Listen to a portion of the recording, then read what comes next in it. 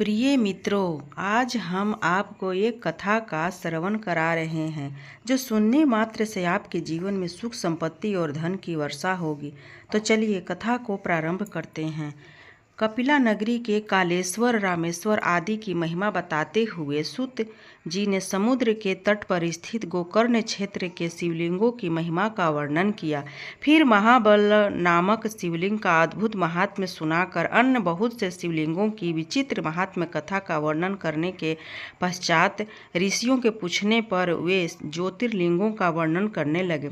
सूत जी बोले, ब्राह्मणों, मैंने सद्गुरु से जो कुछ सुना है वह ज्योतिर्लिंगों का महात्म्य तथा उनके प्राकट्य का प्रसंग अपनी बुद्धि के अनुसार संक्षेप से ही सुनाऊंगा।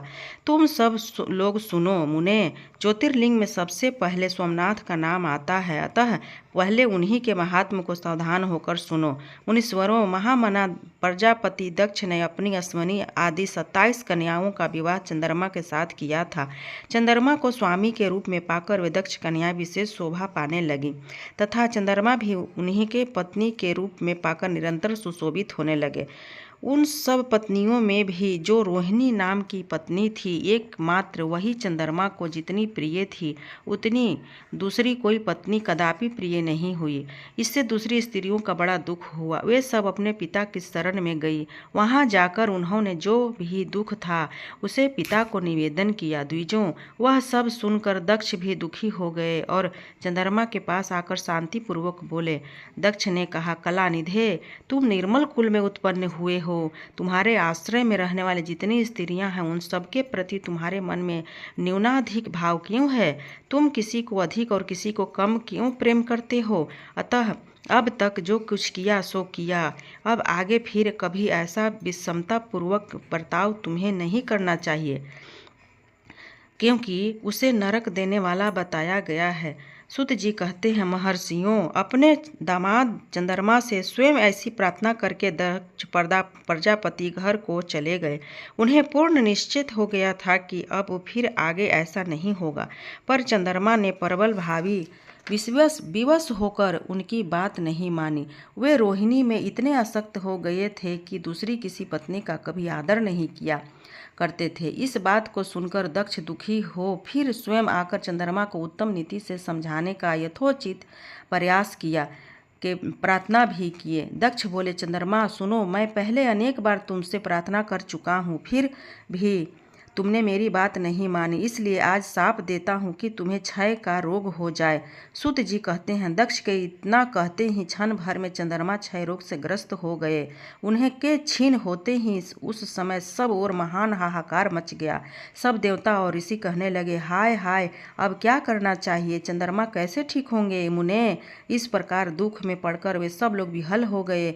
चंद्रमा ने इंद्र आदि सब देवताओं तथा ऋषियों का अपनी अवस्था सूचित की। तब इंद्र आदि देवता तथा वशिष्ठ आदि ऋषि ब्रह्मा जी की शरण में गए। उनकी बात सुनकर ब्रह्मा जी ने कहा, देवताओं, जो हुआ सो हुआ, अब वह निश्चय ही पलट नहीं सकता, अतः उसके निवारण के लिए मैं तुम्हें एक उत्तम उपाय बताता हूँ। आदर पूर्वक सुनो।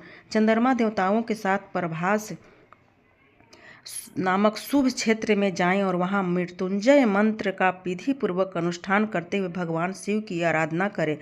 अपने सामने शिवलिंग की स्थापना करके वहां चंद्रदेव नित्य तपस्या करें। इससे प्रसन्न होकर शिव उन्हें क्षय रहित कर देंगे। तब देवताओं तथा ऋषियों के कहने से ब्रह्मा जी की आज्ञा के अनुसार चंद्रमा ने वहां 6 महीने तक निरंतर तपस्या की। मृत्युंजय मंत्र से भगवान वृषभ ध्वज का पूजन किया। 10 करोड़ मंत्र का जप और मृत्युंजय का ध्यान करते हुए चंद्रमा वहां स्थिर चित होकर लगातार खड़े रहे। उन्हें तपस्या करते देख भक्त वत्सल भगवान शंकर प्रसन्न हो उनके सामने प्रकट हो गए और अपने भक्त चंद्रमा से बोले। शंकर जी ने कहा, चंद्रदेव, तुम्हारा कल्याण हो। तुम्हारे मन में जो भी अभीष्ट हो वह वर मांगो, मैं प्रसन्न हूँ। तुम्हें संपूर्ण उत्तम वर प्रदान करूँगा। चंद्रमा बोले, देवेश्वर, यदि आप मेरे ऊपर प्रसन्न हैं तो मेरे लिए क्या असाध्य हो सकता है। तथापि प्रभु शंकर, आप मेरे शरीर के इस क्षय रोग का निवारण कीजिए। मुझसे जो अपराध बन गया हो उसे क्षमा कीजिए। शिव जी ने कहा, चंद्रदेव, एक पक्ष में प्रतिदिन तुम्हारी कला छीन हो और दूसरे पक्ष में फिर वह निरंतर बढ़ती रहे। तदंतर चंद्रमा ने भक्ति भाव से भगवान शंकर की स्तुति की। इससे पहले निराकार होते हुए भी वे भगवान शिव फिर साकार हो गए। देवताओं पर प्रसन्न हो उस क्षेत्र के महात्म्य को बढ़ाने तथा चंद्रमा के यश का विस्तार करने के लिए भगवान शंकर उन्हीं के नाम पर वहां सोमेश्वर कहलाए और सोमनाथ के नाम से तीनों लोकों में विख्यात हुए। ब्राह्मणों, सोमनाथ का पूजन करने से वे उपासक के क्षय तथा कोढ़ आदि रोगों का नाश कर देते हैं। ये चंद्रमा धन्य है, कृत्य हैं, जिनके नाम से तीनों लोकों के स्वामी साक्षात भगवान विष्णु भगवान शंकर भूतल को पवित्र करते हुए प्रभास क्षेत्र में विद्यमान है।